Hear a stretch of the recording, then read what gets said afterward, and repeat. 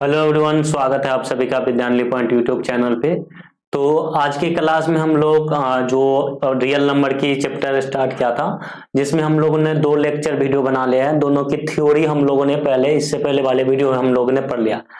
तो आज के क्लास में हम लोग जो पढ़ने वाले हैं वो रियल नंबर में जो HCF फाइंड करना होता है वो कैसे फाइंड करते हैं, इसके बारे में हम लोग डिस्कस करने वाले हैं इस वीडियो में। ठीक है, बहुत ही आसान है और इससे आपको क्वेश्चन आएंगे ही आएंगे। तो स्टार्ट करते हैं और हम लोग बात करते हैं किसकी। ये चैप्टर हमारा कौन सा है? चैप्टर हमारा है रियल नंबर। ठीक है, चैप्टर हमारा कौन सा है? ये है हमारा रियल नंबर। रियल नंबर जिसको हम लोग क्या बोलते हैं? वास्तविक संख्या भी बोलते हैं। वास्तविक संख्या, ठीक है, वास्तविक संख्या ही हम लोग बोलते हैं। और रियल नंबर मैं बताता रहता हूं। और ये किस क्लास की बात हो रही है? तो क्लास है अपन लोग का ये 10th क्लास है। 10th क्लास है, ठीक है। और मैथ्स जो है ना भारती वन की है। भारती वन को हम लोग ज्यादा फोकस करते हैं, भारती वन की मैथ लेके चलते हैं, लेकिन ये सारे होके चलते हैं। ठीक है, सारे के लिए है, ये 10th क्लास की है। रियल नंबर एक्सरसाइज कौन सा होगा? एक्सरसाइज पहली जो एक्सरसाइज है वो है। और ये लेक्चर नंबर कितना है? 3rd है लेक्चर नंबर। तो चलिए आज के क्लास में हम लोग क्या सीखने वाले हैं? आज के क्लास में हम लोग सीखने वाले हैं कि यूक्लिड के एल्गोरिदम से यूक्लिड के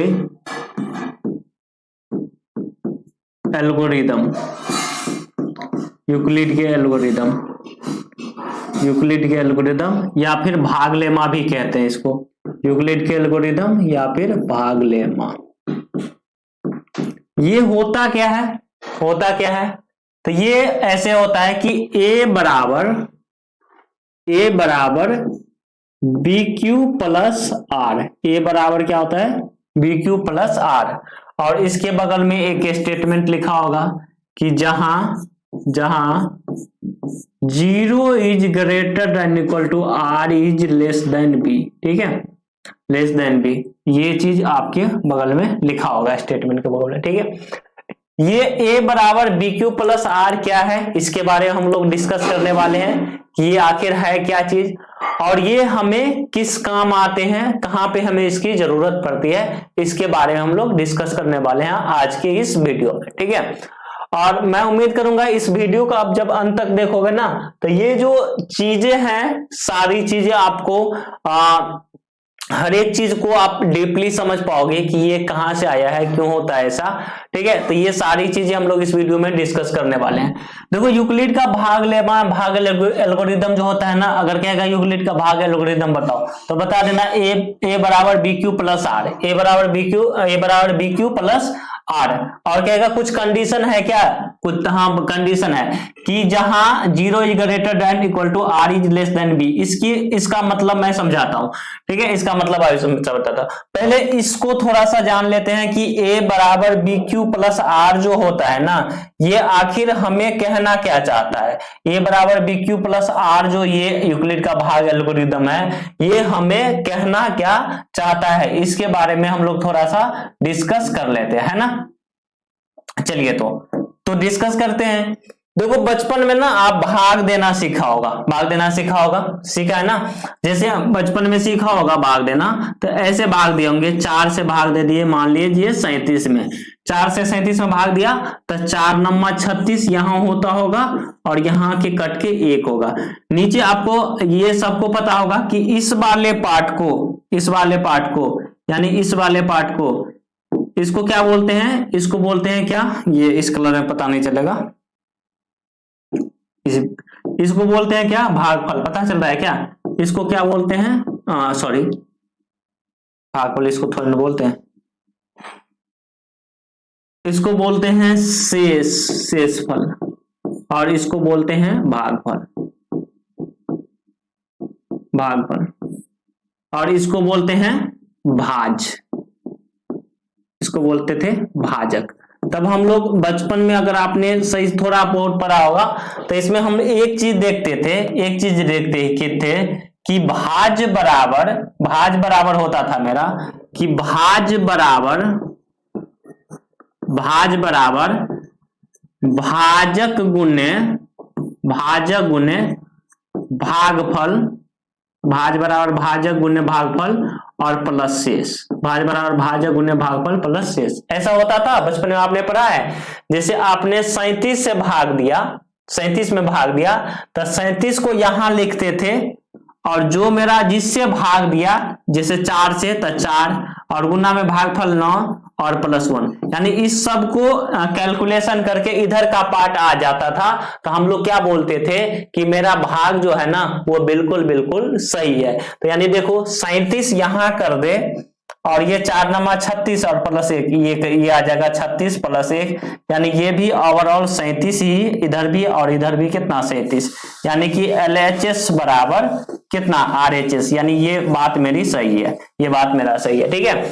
तो जो भाज बराबर भाजक गुने भागफल प्लस शेष होता था, यानी कि ये वाला चीज जो हम बचपन में सीखते थे, ये वाला चीज, वही चीज को मॉडिफाई करके, वही चीज को बड़ा बना के क्या बना दिया गया, क्लास 10th में अब आ गए हो ना, तो उसको बना दिया गया A बराबर BQ प्लस R, ये बना दिया गया, ठीक है। ये सेम चीज है, अभी मैं करके दिखा देता हूं। देखो इस सब को दिखाने के लिए मैं आपको सभी इन सब चीजों के इंग्लिश वर्ड याद करा देता हूं। देखो शेषफल का इंग्लिश होता है रिमाइंडर,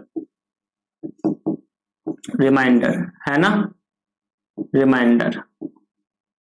शेषफल का इंग्लिश क्या होता है, रिमाइंडर, रिमाइंडर। और इसका इंग्लिश होता है क्या, क्वाइटेंट, क्वाइटेंट, क्वाइटेंट, TANT, ठीक है।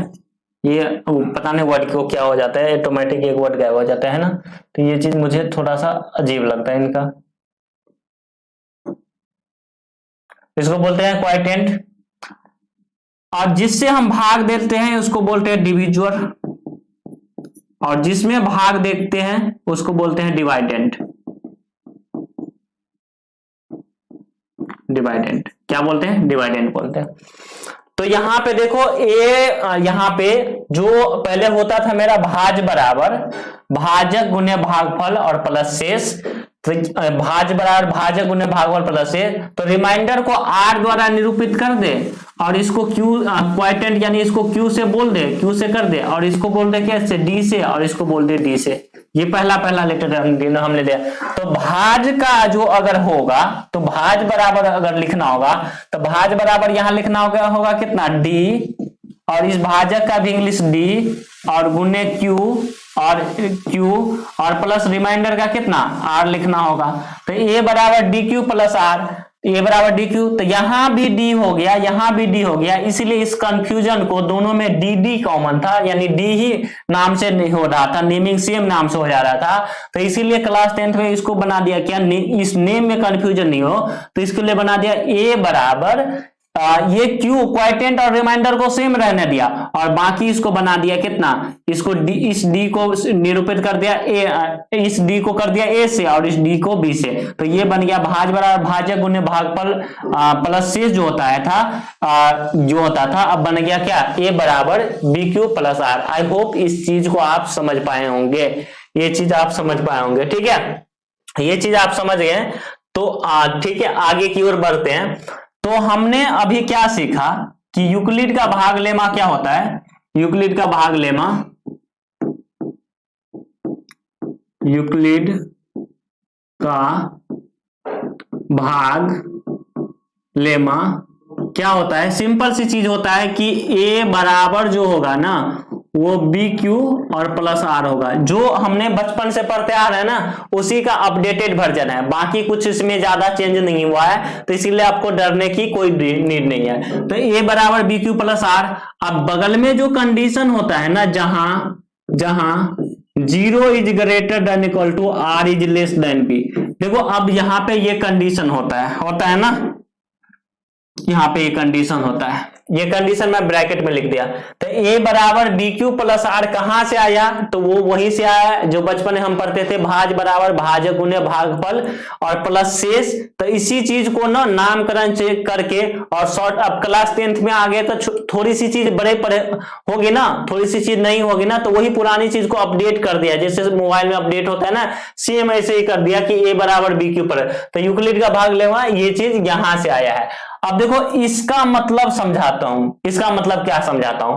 देखो इस चीज को ना पहले ऐसे समझो, ऐसे लिखा है, इस वर्ड को देखोगे ना तो यहां पे ऐसा लिखा है आर, और ये जो सिंबल है ना, ये वाले सिंबल, तो इसका मतलब जैसे यहाँ पे 6 है, यहाँ पे 4 है, इधर की साइड बड़ा रहेगा, ये बड़ा, इसको बड़ा बोलते हैं ग्रेटर, और ये नीचे लगा है तो बराबर, या तो बड़ा या बराबर, ऐसा कहने का मतलब। तो यानी आर हम किसको बोलते हैं, रिमाइंडर को बोलते हैं। अगर मैं यहाँ पे 4 से 37 में भाग दूं, 4 से 37 में भाग दूं तो 4 नमा 36 होता था, ठीक है, और 1 होता था। तो यानी कि ये नीचे इसको बोलते हैं रिमाइंडर, यानी ये आर होता था ना, ये आर होता था, ये होता था बी, ये होता ए, और ये होता था क्यू, ये क्यू होता था ना रिमाइंडर। ये यहाँ पे क्यू और यहाँ पे आर, ये बी बड़ा वाला बी, और ये कितना, ये बड़ा वाला ए, और ये कितना बी, ठीक है। तब देखो यहाँ पे ये इसको पहले समझ लेते हैं कि जहां 0 is greater than or equal to less than B, इसका क्या मीनिंग है। इसका कहने का मतलब ये है, अगर मैं इसको ये से समझाऊं 0 is greater than R is less than B, तो इसका बी मतलब क्या, शेषफल, यानी शेषफल जो होगा ना हमारा, इसका कहने का मतलब ये है कि जो हमारा शेषफल होगा ना वो या तो 0 के बराबर होगा, 0 के बराबर होगा, और 0 से बड़ा होगा, या तो 0 के बराबर होगा या 0 से बड़ा होगा, लेकिन ये b जो है ना, इस b से हमेशा छोटा ही रहेगा। आप किसी भी संख्या में भाग दे दो तो जो हमारा r मतलब शेषफल जो होगा ना, 0 के बराबर हो सकता है और 0 से बड़ा भी हो सकता है, लेकिन जो b हमारा होगा इस b से हमेशा छोटा ही होगा। कहने का मतलब ये है कि अगर किसी संख्या में आप 5 से भाग देते हो, किसी संख्या में आप 5 से भाग देते हो, तो इसका शेषफल यानी कि इसका r जो होगा ना वो 0 हो सकता है, यानी 0 के बराबर हो सकता है, और 0 से बड़ा हो सकता है, 1 2 3 4 कुछ भी हो सकता है, लेकिन ये 5 से अगर आप भाग देना चाहोगे तो 5 से बड़ा नहीं होगा। यही कहना चाह रहा है, ये इतना स्टेटमेंट यही है, ये इतना स्टेटमेंट कि 0 इज ग्रेटर इक्वल टू, यानी r का मान 0 या 0 के बराबर होगा, उससे बड़ा भी हो सकता है, लेकिन b से छोटा ही रहेगा हमेशा।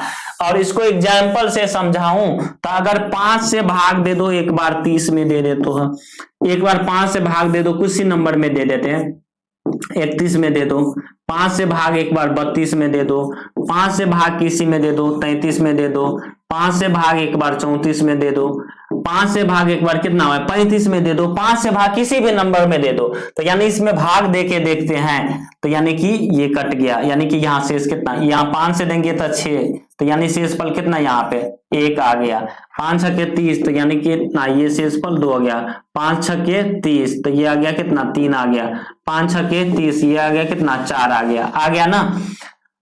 अब देखो यहाँ पे, अब देखो यानी 5 से भाग दिए तो शेषफल 0 हुआ, एक बार शेषफल कितना हो गया 1 हुआ, शेषफल यहाँ पे कितना हो गया 2 हो गया, शेषफल यहाँ पे कितना हो गया, देखो यहाँ पे कितना हो गया 3 हो गया, यहाँ पे शेषफल कितना हो गया 4 हो गया। तो यही कहना चाह रहा है ये स्टेटमेंट कि रिमाइंडर जो होगा ना, अगर आप 5 से भाग दे रहे हो तो आपका रिमाइंडर 0 हो सकता है, यानी शेषफल 0 हो सकता है, 1 भी हो सकता है, 2 भी हो सकता है, 3 भी हो सकता है, 4 भी हो सकता है, लेकिन 5 नहीं हो सकता है, लेकिन 5 नहीं हो सकता है, 5 नहीं हो सकता है, क्योंकि 5 जैसे आएगा, ये जैसे 35 आप लिखोगे तो ये फिर कट ही जाएगा ना। यानी यही स्टेटमेंट कह रहा है, ये कहना चाह रहा है कि आप किसी संख्या में अगर भाग दोगे तो रिमाइंडर जो होगा ना 0 या 0 के बराबर होगा, लेकिन जिससे आप भाग दोगे उससे हमेशा छोटा ही रहेगा। तो ये कहने का मतलब है, ये इस छोटी सी मीनिंग। तो आई होप ये दोनों चीज समझ गए, ये कहां से आया और इसका क्या मीनिंग है। क्या मीनिंग है, आई होप आप ये चीज समझ गए। मैं एग्जाम्पल के लिए अगर लिखूं, मैं एग्जाम्पल के लिए कहूं कि मुझे बताओ कि अगर b का मान 7 दिया है तो रिमाइंडर कितने हो सकता है, b का मान हमें 7 या 6 दिया है, ठीक है, तो रिमाइंडर यानी कि शेषफल कितना हो सकता है। तो किसी संख्या में अगर 6 से भाग दोगे तो शेषफल हमें 0 मिल सकता है, 1 हो सकता है, यानी 6 से नीचे सारे थे, 2 हो सकता है, 3 हो सकता है, 4 हो सकता है, 5 हो सकता है। यानी यही क्या स्टेटमेंट था ना, 0 is greater than equal to R is less than B, यानी रिमाइंडर जो होगा ना 0 होगा, 0 के बराबर हो सकते हैं और उससे बड़ा होगा, लेकिन जिससे आप भाग दोगे उससे हमेशा छोटा ही रहेगा। तो ये कहने का मतलब था इस स्टेटमेंट का, जो कि बहुत सारे लोग आपको नहीं बताएंगे, इस चीज को स्किप करके चले जाएंगे और आपको बहुत दिन तक ये चीज पता भी नहीं चलेगा। तो ये आई होप ये चीज समझ गए होंगे आप लोग, ये चीज समझ गए होंगे, समझ गए ना। तो हमने अभी तक ये सीखा है कि यूक्लिड के भाग लेमा a बराबर बी क्यू प्लस आर, ये होता क्या है, और इसका जो कंडीशन है वो कंडीशन हमें क्या कहता है। तो ये जो है ना एक टाइप का भाग है, जो ये कहां से आया है, तो हम ये भाज बराबर भाजक गुने भागफल वहीं से आया है। और इससे ये स्टेटमेंट क्या कहता है कि आपका जो जिससे आप भाग दोगे, किसी भी नंबर से आप भाग दोगे तो उसका शेषफल होगा जो होगा ना वो 0 हो सकता है, 0 से बड़े हो सकते हैं, लेकिन जिससे आप भाग दे रहे हो उससे हमेशा छोटा ही रहेगा। तो ये कहना ये चाह रहा है, ठीक है। अब इसकी यूक्लिड के भाग एल्गोरिदम से हमें क्या निकालते हैं, तो यूक्लिड के भाग एल्गोरिदम की सहायता से हम यूक्लिड के भाग एल्गोरिदम, या एक ही बात है, भाग एल्गोरिदम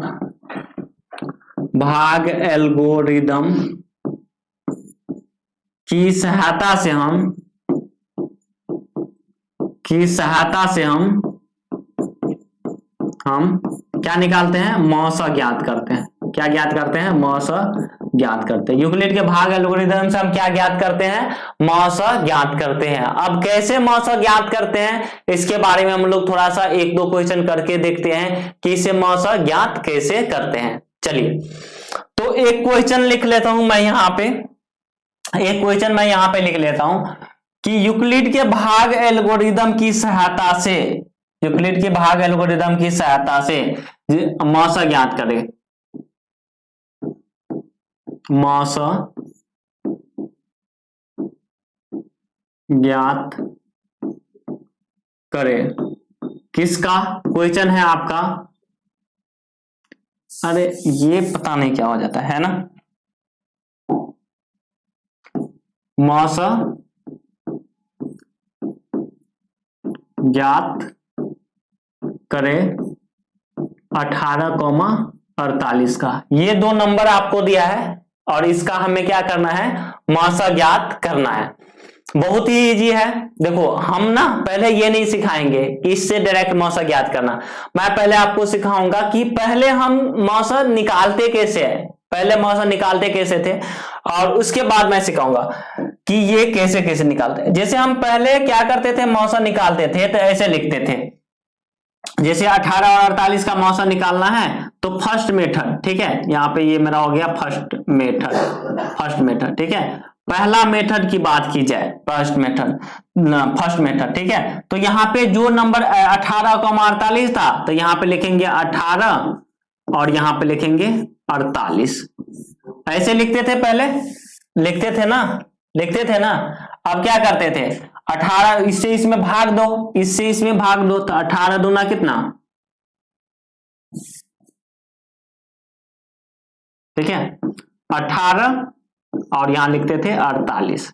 अब इससे इसमें भाग दो तो 18 दूना कितना होता था, 36। अब इसको माइनस कर दो तो ये 2 और ये 1, जब तक ये कट्टा नहीं था तब तक ये ऊपर वाला नंबर यहां आता था 12 और इसे हम देते थे 18 में। अब फिर ये कट जाए, भाग लग जा रहा है तो यहाँ पे कितना आ जाएगा 12। अब फिर माइनस कर दो 6, फिर भी नहीं कटा तो ये ऊपर वाला नंबर नीचे आ जाता था, तो 6 दूना 12। अब ये पूरा कट गया, यानी लास्ट में 0 आ गया, कुछ नहीं रहा, तो मौसा जो मेरा होता था वो पहले वाला नंबर, 0 से पहले का नंबर यानी 6, तो यानी ये वाला चीज है ना। तो ये मेरा पहला मेथड था। अब जब हम दूसरा मेथड, एक और मेथड हमने सीखा था छोटे वाले क्लास में, सेकेंड मेथड जो हमने पहले सीख रखा है, पहले हमने इससे क्वेश्चन सॉल्व कर रखा है। हमें क्वेश्चन देता क्या, 18 और 48, तो हम 18 यहां लिखते हैं और यहां लिखते हैं 48, कॉमन फैक्टर अभाज्य गुणनखंड विधि से। तो अब हम इसमें क्या करते थे, 18 दिया है तो 18 का गुणनखंड करते थे, 18 का तो 2 से होता 9 और इसको लिखते 3 गुने 3, ऐसे ही लिखते थे ना, ऐसे लिखते। तो 18 के बदले में लिखते 2 गुने 3 गुने 3, ऐसा लिखते थे। अब फिर 48 का गुणनखंड कर लेते थे, 48 का, तो 48 का 2 से कितना 24, 2 से कितना 12 और 2 से कितना 6 और 2 से कितना 3। अब इसको लिखेंगे 2 गुने 2 गुने 2 गुने 2 गुने 3, 2 दूना 4, 2 8, 2 16, 16 3 48, ठीक है, 2 दूना 4, 2 8, 2 16 3 48। अब इसमें एचसीएफ का मतलब ही मेरा होता है, एचसीएफ का मतलब ही होता है क्या, एचसीएफ का मतलब ही होता है, एचसीएफ मतलब मौसा कि हाईएस्ट कॉमन फैक्टर, यानी दोनों में highest common factor, highest common factor यानी कि दोनों में जो सबसे बड़का कॉमन है, दोनों में जो सबसे बड़ा कॉमन है वही आपका एचसीएफ कहलाता है। तो यानी इसमें देखो कॉमन क्या है, जो कॉमन किसको बोलते हैं, जो दोनों में हो, तो एक तो यहाँ पे इसमें है और एक 3 यहाँ पे इसमें है। तो यानी कि हाईएस्ट कॉमन फैक्टर मुझे जो जहां पे मिला वो क्या मिला, वो मिला, एक तो मुझे मिला 2 और एक मिला 3, तो 2 गुने 3 यानी कि 6 आ जाएगा आंसर। तो हम इससे किए तो भी 6 ही आंसर आया, हमने इससे किया तो 6 आंसर आया, और इससे भी किए तो मेरा आंसर क्या आया, तो भी 6 ही आ गया। तो हमने ये मेथड और ये मेथड हमने बचपन में सीखा, इसका यूज 10th में भी होगा ना। लेकिन अभी हमें ना वो बचपन वाली चीज को भुला के ना थोड़ी सी नई मेथड को जानना है। वो कौन सी मेथड है, यूक्लिड के भाग एल्गोरिदम मेथड। और उस मेथड से हमें क्या करना है, उस मेथड से हमें क्या करना है, मौसा निकालना सीखना है। उस मेथड से हमें क्या करना है, मौसा निकालना सीखना है। बहुत अच्छी बात, ये उस मेथड से मैं आपको मौसा निकालना सिखाऊंगा भी। तो ये दोनों मेथड आप समझते हो। अब देखो एक चीज मुझे बताओ कि अगर मौसा क्या था, आप मन से भी निकाल सकते हो। देखो यहाँ पे 16 और 20 की मौसक है, ठीक है, 16 और 20 की मौसक है, 16 और 20 की मौसक है। तो आप देखो ये दोनों में जो कॉमन है ना, वो दोनों में कॉमन है। लेकिन एचसीएफ का मतलब क्या होता है, हाईएस्ट यानी बड़का, हाईएस्ट मतलब क्या, बड़ा वाला, सी मतलब क्या, कॉमन, और मतलब फैक्टर यानी दोनों में जो हो। तो यानी दोनों में कॉमन तो 2 भी है, लेकिन 2 आंसर नहीं होगा। 2 से आगे सोचो, उससे बड़ा कुछ कॉमन है क्या। तो देखो 4 इसमें भी कॉमन है, 4 इसमें भी कॉमन है, यानी इसका एचसीएफ डायरेक्ट 4 होगा। आप चाहे तो थोड़ा सा बुद्धि लगाओगे ना, डायरेक्ट भी आंसर लिख सकते हो। यानी कि दोनों में कॉमन होना चाहिए। तो ऐसा नहीं कि छोटा वाला कॉमन हो, बड़ा कॉमन है। यही चीज 16 और 24 रहता तो इसका एचसीएफ जो होगा ना अब 4 नहीं होगा, इसका एचसीएफ अब 4 नहीं होगा। तो 4 से बड़ा सोचो, देखो 4 तो दोनों में, ये भी 4 काट देगा, ये भी काट 4, लेकिन ये एचसीएफ का मतलब क्या, हाईएस्ट कॉमन, यानी उस जो सबसे बड़का कॉमन है, जो सबसे बड़का कॉमन है। तो देखो 8 जो है ना, इसको भी काट देगा, इसको भी काट देगा, यानी इसका एचसीएफ जो आएगा ना वो कितना आ जाएगा, 8 आ जाएगा, 8 आ जाएगा। अब इस चीज को हम छोड़ते हैं। आप जितनी ज्यादा चीजों को ना अपने मन के अंदर से सीखने की इच्छा जगाओगे ना, उतना चीज आप सीखोगे। और जितना आप चोगे की रट लेते हैं, उतना चीज आपके लिए मैथ कॉम्प्लिकेटेड होते जाएगा। तो मैं चाहता हूं कि ना आपकी मैथ जो हो ना वो कॉम्प्लिकेटेड नहीं हो, मैथ को आप इंजॉय करो और मैथ को, चीजों को, अंदर की चीजों को बारीकी से समझने की कोशिश करो। अब देखो हमने जब 2 मेथड कर लिया, ये मेथड और ये वाली मेथड, दोनों मेथड कर लिया। अब इसी क्वेश्चन, दोनों में आंसर कितना आया था, 6 आया था ना। अब इसी क्वेश्चन को हम क्या करते हैं, यूक्लिड के एल्गोरिदम से सॉल्व करके देखते हैं कि क्या फिर से मेरा आंसर 6 आएगा या नहीं आएगा। चलिए क्वेश्चन वही है कि यूक्लिड के एल्गोरिदम से, ठीक है, यूक्लिड एल्गोरिदम विधि द्वारा मौसा ज्ञात करना है। यूक्लिड एल्गोरिदम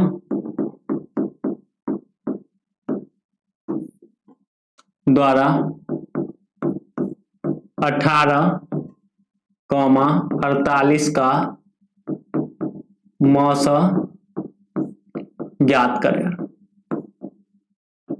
ठीक है, अब देखो यहाँ पे जब ये क्वेश्चन है ना, और ये क्वेश्चन आपके एग्जाम में आएंगे, आप ये क्वेश्चन आपके एग्जाम में आएंगे, तो सबसे पहले लिखना स्टार्ट करना कि यूक्लिड का एल्गोरिदम या यूक्लिड का भाग लेमा, जो भी आपके दोनों एक ही चीज है। तो यूक्लिड का एल्गोरिदम, यूक्लिड का एल्गोरिदम, यूक्लिड का एल्गोरिदम सबसे पहले क्या होता है, एल्गोरिदम होता क्या है, तो ये लिखना ए बराबर बी क्यू और प्लस आर। कुछ कंडीशन होता है लिख देना, जहां कंडीशन लिख देना, नहीं तो नंबर कट जाएगा, 0 is greater than equal to or ही लिख देना 20। ठीक है, ऐसे करके लिख देना। अब जब मौसम निकालने के है ना, तो इस दोनों में देखना, इस दोनों में 18 और 48 में जो भी आपको दो ही नंबर देगा, 3 नंबर आपको नहीं देगा, क्योंकि 2 ही नंबर से यूक्लिड के एल्गोरिदम विधि द्वारा हम मौसम निकाल सकते हैं। ठीक है, 3 नंबर वाला को नहीं निकाल सकते इस विधि से। तो जब दोनों नंबर में से जो नंबर बड़ा रहे, बड़े वाले नंबर, ठीक है, बड़े नंबर वाले नंबर को यहां लिख देना। 18 और 48 में बड़ा कौन सा है, तो 48 को यहां लिख देना, और जो छोटा नंबर है 18, तो इसको यहां लिख देना। ठीक है, हमेशा आपको यही करना, जो जब भी आपको कि यहाँ क्या लिखेंगे वहां क्या लिखेंगे, तो जो बड़ा नंबर है उसको यहाँ लिख देना, और जो छोटा नंबर है उसको यहाँ लिख देना। और एक चीज मेरा याद रख लेना कि जब भी आपको ऐसा दिखे ना और इसके आगे कुछ नहीं दिखे, तो आप भाग देना। जब भी आपको ऐसा दिखे और कुछ नहीं दिखे, जब भी आपको ऐसे नंबर दिख जाए, और यहाँ भी है कुछ नंबर, यहाँ भी नंबर, आगे कुछ नहीं है, तो भाग देना। तो छोटे नंबर से बड़े नंबर में भाग देना, आगे की बात आपको समझाता हूं। तो यानी ऐसा दिखे तो भाग देना है। तो 18 से भाग दोगे 48 में, देखो 18 दूना 36 होता है, 18 दूना 36। अब इसको काट लोगे तो ये कितना आ जाएगा, ये आ जाएगा 12। अब जो यहां आए ना, इसको तो क्यू बोलते हैं, तो क्यू के जगह ये लिखोगे, और ये जो बच गया इसको आर बोलते हैं, रिमाइंडर, तो इसको यहां लिखोगे। तो क्यू के जगह भागफल वाला चीज लिखना, तो क्यू के जगह यहाँ पे कितना लिखोगे बोलो, तो क्यू के जगह लिखोगे यहाँ पे 2, गुन्ना में लिखना 2, इस दोनों के बीच नहीं है तो कुछ तो गुन्ना है। और रिमाइंडर की जगह कितना लिखोगे, रिमाइंडर की जगह लिखोगे 12। अब जब तक ये लास्ट में 0 नहीं आए ना, तो यानी कि ये क्या करना, आप ये 18 जो है ना, ये वाली 18, यानी कि ये वाले 18, ठीक है,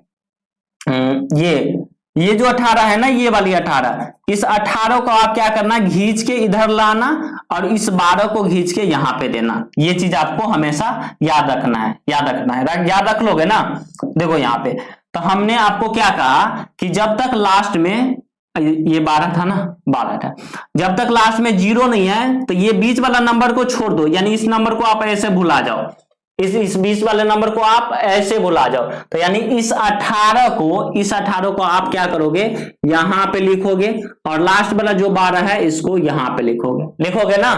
अब जब मैंने कहा कि जब ऐसे दिखे भाग देना है, तो फिर से भाग दे दो, भाग देना है ना, तो दे दो भाग। तो यानी किससे भाग देना है, तो भाग देना है आप दोगे 12 से 18 में, यानी इससे इसमें भाग देना होता है। तो मैं दे के दिखा देता हूं, 12 भागा 18, तो 12 का 12, ये कितना आया, 6 आया शेष में। तो गुना में कितना लिखेंगे, जो भागफल रहता है, गुना में क्या लिखेंगे, जो भागफल रहता है वही लिखेंगे ना। चलिए, तो गुना में लिखेंगे 1, और ये कितना आया, ये। अब बीच वाला नंबर छोड़ दो, जब तक लास्ट में 0, ये बीच वाला नंबर छोड़ दो, तो ये 12 यहां दिख रहा है, यहाँ पे ये 12 को यहां पे लिखोगे, और इस 6 को यहां लिखोगे। जब ऐसे दिख जाए भाग देना है हमेशा।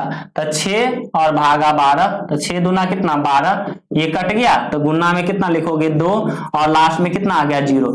मैंने आपको यहां पे सिखाया था कि यहां पे ये कट जाए तो ये पहले वाला मौसम होता है। सेम चीज यही लगना कि जब यहां पे ये 0 आ जाएगा ना, ये यहां पे 0 आ जाए, तो इससे फर्स्ट वाला जो पहला नंबर हो जाएगा ना, इससे फर्स्ट वाला, ठीक है, यानी कि ये वाला चीज, ये आपका क्या कहलाएगा, ये आपका मौसम कहलाएगा। यानी कि मौसम बराबर 6 हो गया आपका आंसर, ये हो गया आपका आंसर। देखो इतना आसान था, इतना आसान था, सीख गए? दोबारा से रिवाइज करा देता हूं। कहेगा यूक्लिड के भाग एल्गोरिथम मोशन याद करे, तो लिखना यूक्लिड के भाग एल्गोरिथम से लिख देना ए बराबर बी क्यू प्लस आर, जो स्टेटमेंट होगा लिख देना, ये जहां जीरो इज ग्रेटर देन ये फलाना दिखाना, ठीक है। अब देखो दोनों में से जो बड़ा नंबर है ए के सामने लिख दो, छोटा नंबर यहाँ पे लिख दो। अब इसको जब ऐसे देखिए भाग देना, हमने यहाँ पे भाग दिया 18 से 48 में, अब भाग यहाँ पे दिया तो ये यहाँ पे जो आएगा ना, हमेशा याद करना भागफल जो आएगा गुना में लिखता है और शेषफल को यहाँ लिखते हैं। जब तक ये लास्ट में जीरो नहीं आएगा, पहला वाला नंबर बराबर के इधर जाएगा, ये लास्ट वाला बराबर के पास आ जाएगा। यही सीक्वेंस करते रहना। अगर यहाँ फिर नहीं जीरो आता तो मैं ये 6 यहाँ लाता और यहाँ का कुछ नंबर यहाँ लाता, इस तरह से करते रहना। लास्ट में जब जीरो आ जाए तो जीरो का पहला वाला चीज होता है ना, वो हमारा मौस होता है, लेकिन मैक्सिमम 5 या 6 बार में कट जाता है, कुछ 2 बार में भी कट जाता है, कुछ 3 बार में भी कट जाता है। तो आप परेशान मत होना कि ये कटेगा ही नहीं। चलिए एक क्वेश्चन थोड़ा सा बड़ा सा लिखते हैं कि यूक्लिड के 867 और 255, 867 और 255 का क्या करना है, मौसा ज्ञात करना है। मौसा ज्ञात करना है किस विधि से? यूक्लिड के एल्गोरिथम से, यूक्लिड के एल्गोरिथम से। तो सबसे पहले देखो क्या करेंगे यूक्लिड के एल्गोरिथम से, तो हम लिखेंगे यूक्लिड के एल्गोरिथम से, यूक्लिड के, जो ये लाइन तो आपको हमेशा लिखना ही पड़ेगा ये लाइन, तो ये हम क्या लिखेंगे यूक्लिड के एल्गोरिथम से लिख देते हैं, यूक्लिड के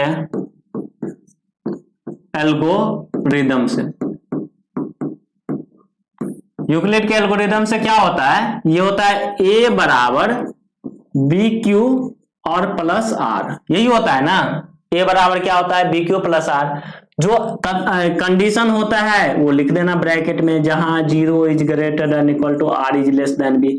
मैंने आपको क्या समझाया कि जो दोनों में से बड़ा रहे ए के सामने लिख दो, तो 867 यहां लिखोगे और 255 यहां लिखोगे। अब जब ऐसे आ जाए तो हमेशा क्या करना है, भाग देना है। ये भाग ये ऐसा दिखाता है, ये ऐसा हमें इंडिकेट करता है कि आप भाग दो, और भाग दो के जो भागफल आएगा यहां लिखो, शेषफल को इसके प्लस में लिखो। तो यहां पे लिखते हैं 255 से भाग देते हैं, छोटे नंबर से भाग दो 867 में। आप कहोगे हमने तो सर जी हमने तो टेबल 20 तक ही याद किया, 20 तक ही मैं भाग दे पाता हूं, यहां तो आप बड़े बड़े नंबर दे रहे हो, मुझे भी नहीं आता। वो चीज है ना, थोड़ी सी लॉजिक लगाना होता है। देखो यहाँ पे ये 2 है, ये 8 है। फर्स्ट का नंबर देखो, फर्स्ट का नंबर यहाँ 2 है, यहाँ पे कितना है 8 है, तो 2 चौके 8। अगर ये इतना नंबर आप भूल जाओ, लास्ट के 55 ये हिस्सा है, 2 और 8 रहता तो आप कितना से लगाते हैं, 4 से लगाते हैं। तो यानी 255 को आप 4 से गुना कर दो एक बार, तो 255 और गुने 4, 5 का 20, 5 का 20, 2 22, 4 2 8 2 10। तो ये ज्यादा होगा, ये यानी ये पीछे का हासिल करके ये ज्यादा हो जाएगा ना 8 से, तो आप इससे कम कर लेना। देखो मैं चाहूं तो डायरेक्ट लिख सकता हूं, लेकिन आप समझ नहीं पाओगे। लेकिन ये करना कैसे है, अप्रोच क्या लगाना है, वो सिखाना मेरा पर्पस है। तो यानी ये ज्यादा हो गया तो 255 को गुना कर देंगे किससे, 3 से। तो ये यहां से 5 या 15, 5 या 15 1 16, 2 या 6 1 7, तो यानी 3 से यहां गुना करने पर 765 आया, और ये कर देंगे कितना, शेषफल कितना आया 102। तो जो गुना में आया यानी भागफल आया उसको गुना में लिखेंगे, और जो शेषफल आया उसको यहां लिखेंगे। मैंने आपसे कहा था कि जब तक लास्ट में जीरो नहीं हो जाए, तो यानी कि ये 102 यहां लिखोगे और इस 255 को बराबर के इधर ले आओगे 255, और ऐसा दिखाता है ये नंबर हमें दिखाता है कि आप अब भाग दो। ये नंबर ऐसा दिखाता है कि आप अब इसको भाग दो। तो यानी 102 से भाग दोगे 255 में।